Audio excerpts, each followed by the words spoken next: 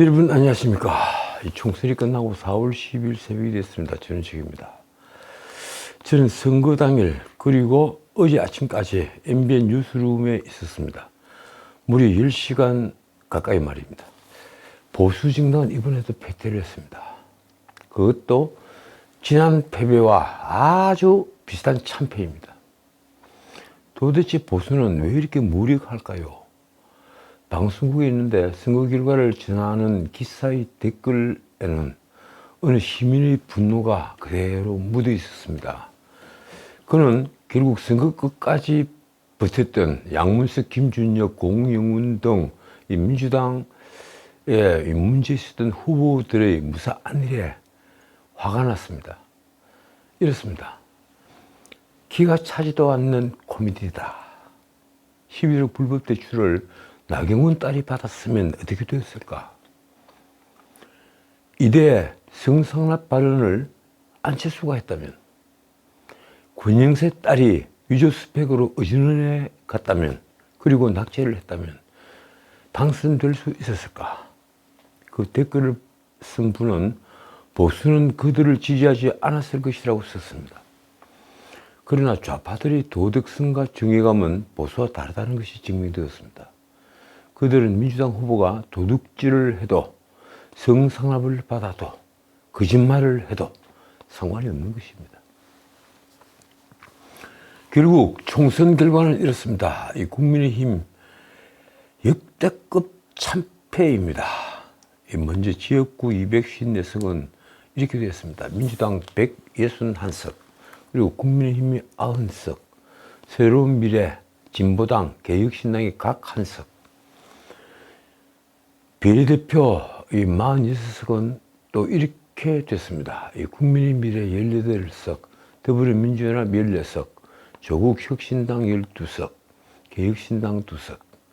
그러니까 여기서도 민주당의 위성정당인 민주연합이 14석, 조국혁신당이 12석, 좌파들이 합쳐서 26석입니다. 그리고 보수는 국민의 미래가 18석, 그리고 개혁신당 2석, 이 개혁신당 2석은 보수라고 불려야 될지 모르겠습니다. 결국 야당은 망회의 대승을 거두었습니다. 생각지도 않은 대승을 거뒀다. 151석 플러스 알파 이랬는데 정말 생각지도 않은 대승이다. 결과를 종합하면 이렇습니다. 민주당 175석, 그리고 국민의힘이 108석, 조국혁신당이 12석, 그리고 민주당 175석과 합하면 이것만 하더라도 187석입니다. 자, 개혁신당이 3석, 진보당이 1석, 새로운 미래가 1석. 적어도 진보당 1석을 아마 민주당 쪽에 버텨야 되겠죠. 앞으로 좌우가 나뉘어서 행동을 한다면 그렇게 될 테니 말입니다. 그러니까 188석, 이 188석은 같이 움직인다, 이렇게 볼 수 있습니다. 그리고 정의당이 0석이 됐습니다. 1석도 없습니다. 원외 정당이 된 겁니다. 선거 결과 대한민국 지도는 파랑과 빨강으로 좌우가 딱 갈라졌습니다. 원인은 무엇일까요? 어제 MBN에서도 제가 말씀을 드렸지만 지난 2월만 해도 이 국민의힘 한동훈은 큰 착각을 하고 있었습니다. 이번 총선을 이재명 민주당 대표와 자신이 벌이는 대선 전초전으로 이해를 했던 것입니다. 그러나 3월이 되어 총선은 윤석열 정부 중간평가라는 성격이 부각되었습니다. 그동안 말씀드린 대로 판세는 그때부터 요동을 치기 시작했습니다. 놀랍게도 갤럽 여론조사 기준으로 3월 두 번째 주 국민의힘 지지율은 15%포인트가 폭락을 하는 이변을 보였습니다. 그 다음 주 9%포인트가 반등을 했죠. 문자 그대로 요동을 친 겁니다. 민주당은 2월 한 달을 비명행사 치명횡재라는 신조어가 보여주듯이 비명공천 학살 논란으로 지새웠습니다. 이재명의 사당화가 만약에 외국에서 벌어졌다면 어떻게 됐을까요? 틀림없이 사법심사의 대상이 됐을 겁니다. 자, 3월 이쯤 되면 선거는 사실 끝난 것이었습니다. 그런데 오히려 민주당은 이 결집에서 단일 대우를 이뤘습니다. 비명 행사란 말이 나오고 당이 분열이 되고 난리가 났는데 공채 딱 끝나니까 언제 그랬냐는 듯이 주저앉을 사람 주저앉고 단일 대우를 이룬 겁니다. 임종석도 가담을 했고 그리고 문재인 전 대통령도 가담을 했습니다. 국민의힘은 현역 불패라는 말처럼 사람을 바꾸지 못했습니다. 공천은 조용했는데 감동이 있었다 이런 말이 나왔습니다. 자, 나름대로 양지에는 따뜻한 곳에는 친윤이 자리 잡았습니다. 자, 그러자 국민의힘 한동훈 위원장은 그동안 내세웠던 86 운동권 청산이라는 프레임을 대신해서 거의야 심판론을 들고 나왔습니다. 그런데 대통령에 대한 중간평가 선거라면 그건 아주 잘못된 프레임입니다. 결국 그게 또 잘 먹혀들지 않자 한동훈은 2조 심판론을 다시 들고 나왔습니다. 이재명 조국 심판론. 전과자인다라는 말도 나왔습니다. 그런데 제가 방송에서도 말씀드렸지만 우리 국민 중에 이재명이 범죄 등 8인치 범죄로 재판을 받는다는 것과 그리고 조국이 항소심에서 징역 2년을 선고받았다는 사실을 모르는 이가 얼마나 되겠습니까? 모두 다 알고 있는 사실입니다. 그런데도 그들은 윤석열 정부를 공격을 하고 있는 겁니다. 그걸 어떻게 이해해야 되겠습니까? 그러니 2조 심판론 같은 네거티브 전략이 먹혀들 리가 없습니다. 국민들은 2조의 범죄를 알면서도 윤석열 정부가 미워 그들을 지지하는 것이니 말입니다. 결국 국민의힘과 한동훈은 보수 결집론을 외쳤습니다. 선거 막판에 보수가 뭉치지 않으면 안 된다. 한 표가 더 있어야 된다. 한 표가 필요하다. 그러면서 개헌 저지선이라도 지켜달라. 이렇게 업소를 했습니다. 저 역시 선거 5일 전부터 보수 결집을 강조했습니다.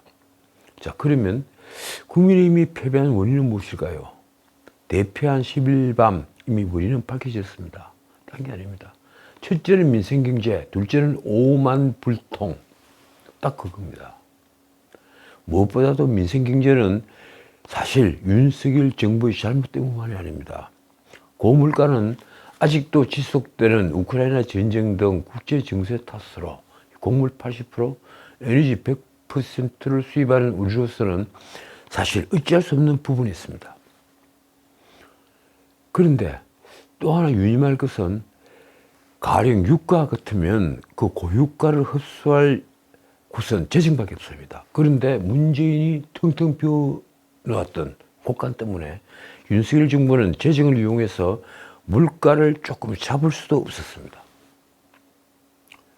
자, 그런데 민생을 지키면 어떻게 될까요?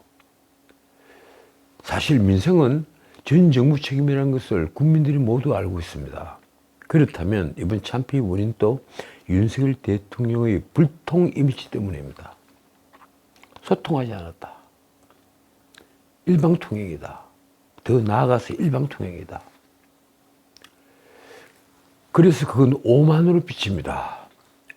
윤석열은 왜 국민과 멀어졌나? 저는 아직도 이해하지 못합니다. 도어 스태핑조차 하지 않겠다면 왜 청와대에서 용산으로 옮긴 것입니까? 왜 청와대에서 하룻밤도 자지 않고 청와대로 옮긴 것입니까? 그는 국민과 가까운 대통령이 되기 위해 용산으로 집무실을 이전하기까지 했습니다. 소통하겠다. 그게 첫 번째 이유였습니다. 그런데 그뿐이었습니다. 문제는 윤 대통령이 기자회견조차 극도로 기피한다는 것입니다. 대통령과 국민은 더 멀어졌습니다. 취임을 하고 만 2년이 지나도록 취임 100일 기자회견밖에 하지 않았을 말입니다. 이 불통의 이미지에 오만의 이미지가 겹쳐진 사건이 바로 의대 정원 2,000명 확대 사건, 바로 그 사건입니다. 윤 대통령에게 이 의대 정문안을 건넨 사람은 누구일까요? 저는 정말 궁금합니다. 윤 대통령은 이 안이 폭탄이 될 수 있다는 휘발성을 모르고 총선 전에 투하를 했습니다. 그러나 처음 대중이 환호할 줄 알았던 이 안은 윤석열 정부의 기둥뿌리를 흔드는 최대 악재가 되고 말았습니다. 물론 대중은 박수를 쳤죠. 야, 의사들 숫자 늘렸어. 정말 골목 곳곳에 의사들이 있으면 얼마나 편하겠느냐. 모두 박수를 쳤습니다. 그런데 곧장 악재가 된 겁니다. 의견 수렴을 전혀 하지 않았기 때문입니다. 그런데도 윤석열 정부는 대중이 자신을 지지한다고 믿고 밀어붙였습니다. 대형 병원조차 없는 곳에 의대 정문을 몇백 명씩 선물처럼 나눠줬습니다. 2,000명을 전부 다 지방에 깔았죠. 수도권에 600여 명, 나머지 전부 다 지방에 깔았습니다. 그런데 하나도 꼽자면 무엇이 있을까요?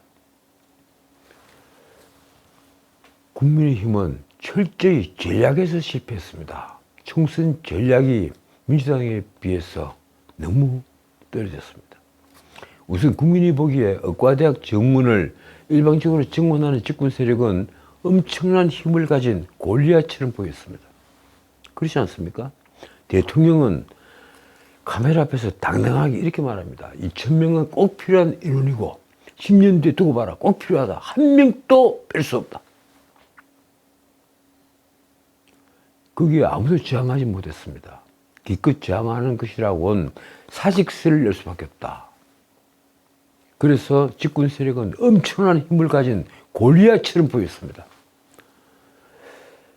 그런데 정반대에 있었던 이재명, 우리가 범죄인으로 이해하고 있는 이재명은 어떨까요? 일주일에 4번씩, 3번씩 재판을 받으러 형사법정에 가는 이재명은 졸지에 핍박받는 투사, 다윗처럼 보였습니다. 끌려다니는 아주 약한 투사 말입니다. 무엇이 국민의힘을 골리앗으로 보이게 했을까요? 그리고 무엇이 이재명을 다윗처럼 보이게 했을까요? 선거에서 한쪽이 골리앗이라는 프레임이 갇히면 패배의 길 위에 서 있는 것과 똑같습니다. 저는 세계적으로 여러 중요한 선거들을 분석을 해보면 항상 골리앗에 프레임되는 쪽에서 패배를 한다는 것을 알고 있습니다. 이번 선거 역시 마찬가지입니다. 이재명은 다윗처럼 보였고 윤석열은 골리앗처럼 보였습니다. 한동훈 역시 골리앗처럼 보였습니다. 그렇게 열심히 셀카를 찍어대는 분 말입니다. 한편 저는 노동계의 데모라는 김영주를 비롯해서 이상민, 하문경 이런 분들을 영입한 한동훈의 결정도 전략적 실수라고 봅니다. 영입을 하더라도 적어도 납득할 수 있는 절차를 거쳐야 했습니다. 그 영입파들이 이번 선거에서 참패를 한 것은 한동훈으로서는 아주 뼈아픈 대목입니다. 어떻든 조국은 22대 국회가 개원을 하면 곧 한동훈 특검부터 발의하겠다고 합니다. 민주당에도 벌써부터 김건희 특검을 재발의하겠다는 이들이 있습니다. 언론은 이번 선거 결과를 두고 윤 대통령 빼고 다 바꾸라는 국민의 명령이라고 쓰고 있습니다. 윤석열 빼고 다 바꾸라. 그런데 야당은 한 발 더 나갑니다. 윤 대통령까지 바꾸라는 명령이라고 주장합니다. 3년은 길다. 윤 대통령을 바꿔야 한다. 이런 주장을 공공연하게 내놓고 있습니다. 뭐 탄핵을 한다는 겁니까? 어떻든 야당은 말씀을 드렸다시피 지금 김건희, 이종섭, 한동훈 이 특검을 노리고 있습니다. 사실 이재명은 이번 선거에서 인생의 승부수를 띄웠습니다. 그리고 민주당은 소기의 목적을 달성했습니다. 무엇보다 당은 이제 완전한 이재명 당이 되었습니다. 민주당은 명당이 됐다. 그렇게들 얘기하죠.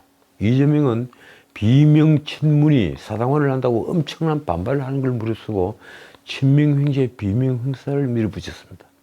그리고 과반을 달성한다는 몇 달 전만 하더라도 터무니없어 보이던 두 번째 목표도 달성을 했습니다.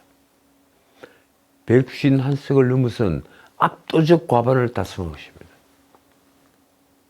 그리고 마지막 세 번째 방탄조끼로 이재명은 인천 계양을에서 원희룡을 꺾고 다시 한번 금배지를 달아야 했습니다.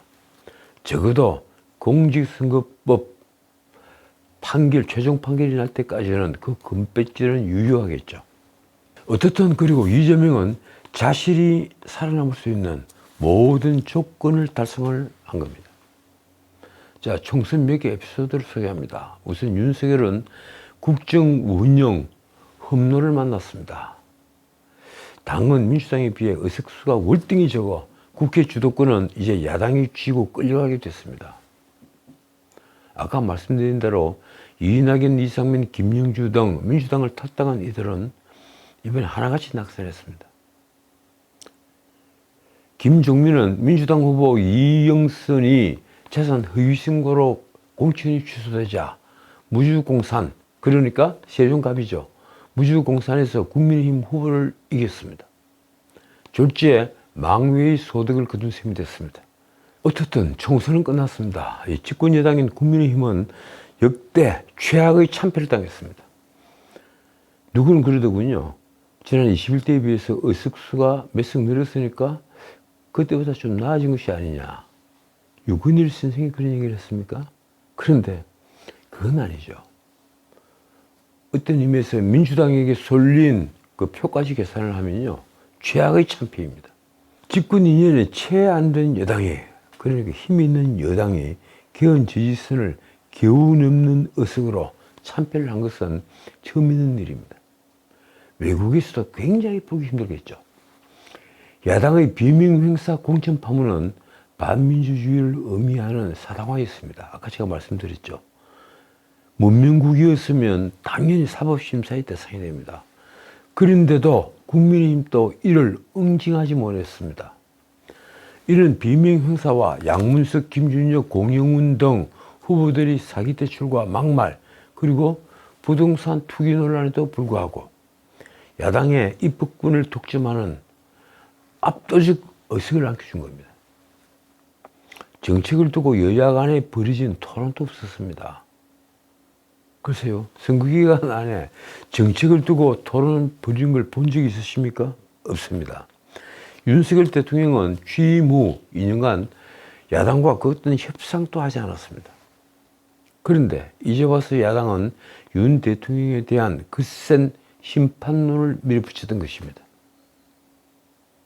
과연 윤석열 대통령은 자신이 내세웠던 노동개혁, 연금개혁, 교육개혁은 물론 세제개혁, 공공개혁 같은 그런 개혁을 밀어붙일 수 있을까요? 어쨌든 윤석열 정부의 후반기 국정 운영은 최악의 위기를 맞게 됐습니다. 개혁은 표류할 수밖에 없게 됐습니다. 아니, 계획을 한다, 할 수 있다, 이 엄두를 내지 못하게 되어 있습니다. 야당이 선거 과정에서 내세운 김건희 특검과 대통령 탄핵 공세를 본격화한다면 여야는 앞으로 살벌한 대치를 이어갈 수밖에 없습니다. 한쪽은 의회 다수 세력, 의회를 점거하고 있습니다. 한쪽은 행정권을 갖고 있습니다. 결국 극한 대결로 인해 국정은 마비되거나 해서 윤 대통령 남은 임기 3년은 식물 정부가 될 수밖에 없는 것입니다. 그렇게 될 가능성이 아주 높습니다. 아무것도 할 수 없는 정부. 다시 돌이켜볼 때 지난 3월 야당이 내세웠던 윤석열 정부 심판론은 무엇 때문일까요? 왜 민주당은 윤석열 정부를 심판하겠다고 한 겁니까? 기껏 디올백 정도였을 뿐 드러난 부정부패도 없었습니다. 해병대 최상병 사건 때 이종섭을 수사 외압을 했다. 이래서 공수처에 민주당이 고발했죠. 그리고 민주당이 입건을 했고 출국 금지를 시킨 것, 그 정도였습니다. 솔직히 드러난 부정부패는 없습니다. 말하자면 선거판을 흔든 것은 여권의 큰 정책 잘못이나 권력형 비리 때문이 아니라는 것입니다. 그런데 심판론은 왜 들판의 불처럼 번진 것일까요? 바로 윤 대통령의 오만과 불통 리더십 때문입니다. 저는 사실 심판론을 왜 들판에 불처럼 번지느냐 이렇게 메모를 해놓고 수많은 증거를 찾아 헤맸습니다. 그런데 딱 들어맞는 증거는 하나도 없었습니다. 왜 번졌을까? 왜 심판론이 이 대중에게 먹혀야 될까? 그래서 이 역시 정답은 바로 윤 대통령의 오만과 불통 리더십 때문이다. 그렇게 내릴 수밖에 없었습니다. 다시 말하지만 디올백 사건은 자초지종의 설명과 함께 대통령이 사과를 했다면 사실 커질 문제는 아니었습니다. 적어도 도지사 부인이 공무원을 부하직원처럼 사적으로 부려먹은 일처럼, 그래서 그 도의 법인카드로 개인적인 먹거리, 소고기나 사먹고, 심지어 산소에 갔을 때 재물로서는 비용으로 쓰고, 재물 비용으로 쓰고, 그런 일처럼 공사 구분이 문제된 것은 아니니 말입니다. 그렇지 않습니까? 김건희 특검 법안도 그렇습니다. 특검 법안은 총선 후 실시하는 방안을 강구할 수 있었습니다. 저는 언젠가 얘기를 했죠. 김건희 특검 법안에 반대하는 것은 그 김건희 특검 법안 안의 주가 조작 내용 그 자체가 권력형 비리가 아니기 때문이다. 그때 윤석열은 대통령도 아니었고 검찰총장도 아니었다. 그러니까 권력형 비리가 아니다. 그 얘기를 했습니다. 그런데 이 특검 법안에 관련돼서 역시 윤 대통령은 침묵을 했습니다. 또 이렇게 보면 여당은 물론 대통령실도 정치를 정치 외적인 방법으로 풀려고 한 일이 한두 번이 아닙니다. 그런 이유로 국민의힘은 대선과 그 뒤이은 지방선거에 연달아 이기고도 분란에 빠졌습니다. 이준석을 징계하려다가 정권 초기 6개월을 허송세월을 했죠. 이게 거의 모든 언론에서 문제점으로 지적을 하고 있는 겁니다. 대통령실은 전당대회에 개입해서 이 나경원을 주저앉혔습니다. 안철수는 국정의 적으로 몰았습니다. 어쨌든 대선 승리를 한 뒤에 민주당의 공격으로 일한 것이 아니라 국민의힘 스스로 무너졌습니다. 여당은 3번이나 비대위를 꾸렸습니다. 집권 여당이 집권 초기에 3번이나 비대위를 꾸렸다. 그걸 어떻게 생각을 하십니까? 그리고도 뒤이어 닥쳐오는 총선에서 이길 수 있다. 이렇게 생각을 한 겁니까? 멀쩡하게 선출이 된 당대표를 강서구청 보궐선거에서 참패했다 해서 쫓아냈습니다. 그리고 대통령과 가장 가까운 한동훈을 비대위원장으로 앉혔습니다. 저는 그때 반대를 했습니다. 자칫 잘못하면 소중히 갖고야 할 보수 여당의 제목을 하나 망친다. 그리고 한동훈은 정치신이다. 잘못하면 폭망할 가능성이 80%가 넘는다고 내가 얘기를 했습니다. 그러니까 수많은 댓글들이 달려있죠. 전부 다 욕으로 되어 있는 댓글 말입니다. 설마 제가 한동훈을 질투해서 그런 말을 했겠습니까? 어떻든 총선 직전에 이 대통령실이 한동훈 비대위원장에게 사퇴할 것을 요구하기까지 했습니다. 2차 윤한 갈등이 벌어진 겁니다. 도대체 용산 대통령실은 무슨 근거로 한동훈을 쫓아내려 한 걸까요?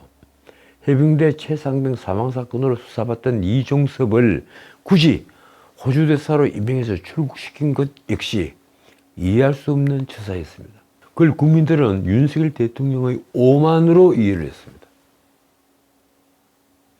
공수처에 왜 이종섭을 고소를 했는지, 그리고 공수처는 아무 수사 준비도 하지 않으면서 왜 출국 금지를 시켜놓았는지, 관리를 벗어난 그런 출국 금지를, 그러니까 대통령실은 전혀 모르고 있었습니다. 그런데도 공수처를 나무라기는커녕 이종섭을 호주 대사로 임명한 윤석열 대통령을 국민들은 나무랐습니다. 저는 그걸 이해를 하지 못하겠습니다. 황상무 전 시민사회수석이 기자들에게 했다는 회칼 테러, 그 발언이요, 그 문제 있습니다. 그렇다면 그 문제는 즉각 대응했어야 합니다. 그런데 대응하지조차 못했습니다. 그런데 무엇보다도 큰 문제는 윤석열 대통령이 일방통행식으로 일을 처리하는 것으로 보인다는 것입니다. 윤석열 정부가 하려는 노동계획부터 윤 대통령은 야당을 설득하려는 어떤 모습도 보이지 않았습니다. 그게 바로 윤석열 대통령과 에마누엘 마크롱의 차이점입니다. 야당의 목소리를 최대한 국정에 반영하겠다는 말은 했지만 그뿐이었습니다. 야당을 불러 차 한잔 나누지 않았습니다. 이러니 윤석열 대통령이 가지고 있는 이 불통의 이미지는 계속 쌓여갔습니다. 가장 큰 문제는 인사 문제입니다. 우선 인사청문 보고서 없이 임명 강행한 장관이 18명에 이릅니다. 집권 2년밖에 되지 않았는데 말입니다. 중도 낭만 장관도 많습니다. 그런데도 국민이 고개를 끄덕일 만한 인선이 아니라서 기억할 만한 장관도 또 장관 후보자도 없습니다. 여러분들이 한번 종이 한번 적어보십시오. 현재 우리 내각 중에 알고 있는 이름이 몇 사람이 있는지 아마 5손가락 넘어갈 정도면요. 정치에 굉장히 관심을 많이 가진 분입니다. 대부분은 둘, 셋 정도일 겁니다. 옛날 박정희 대통령 때, 전두환 대통령 때 장관 이름들은 거의 다 알고 있었죠. 거의 모든 국민들이 말입니다. 자, 어쨌든 시간이 지나서 드리는 얘기인데 저는 정말 왜 한동훈 비대위를 고집했는지 이해하지 못합니다. 정치 경험이 전혀 없는 검사 출신 법무부 장관을 재치있게 말을 잘한다고 해서 비대위원장을 맡긴 겁니까? 그것도 대통령과 가까워 늘 핵심 측근으로 불렸던 이를 인위적으로 비대위원장에 앉힌 것은 우리 민주주의를 너무 가볍게 보는 처사입니다. 결국 한동훈 비대위에서 혁신안을 내놓았지만 바뀐 것은 하나도 없었습니다. 당의 지도부는 다시 영남 중심으로 채워졌습니다. 당의 경우에 자기성을 한 친윤 핵심이나 중진은 없었습니다. 아니 장제원 의원 한 분 있었죠. 결국 새 인물 영입도 4년 전 영입 인사들이 다시 영입되는 총극맞이 버렸습니다. 아주 대표적인 분이 이수정 교수죠. 제가 이 방송에서도 수차례 언급을 했지만 현역 불패라는 말이 다시 유행을 탔습니다. 심지어 비례대표도 국민의힘 당사 밀실에서 증인하셨다고 합니다. 자, 오늘은 여기까지입니다. 어쨌든 윤석열 대통령의 임기는 아직 3년이나 남았습니다. 이제 노동계획 등 나라의 명운이 걸린 계획을 해야 하는데 국민의힘은 역시 극소수상이 되고 말았습니다. 그 계획을 하려면 야당의 협조가 절대적으로 필요합니다. 결론은 이렇습니다. 야당 없이는 국회에서 아무것도 할 수가 없습니다. 윤 대통령은 이런 상황에서 어떤 방식이 있을까요?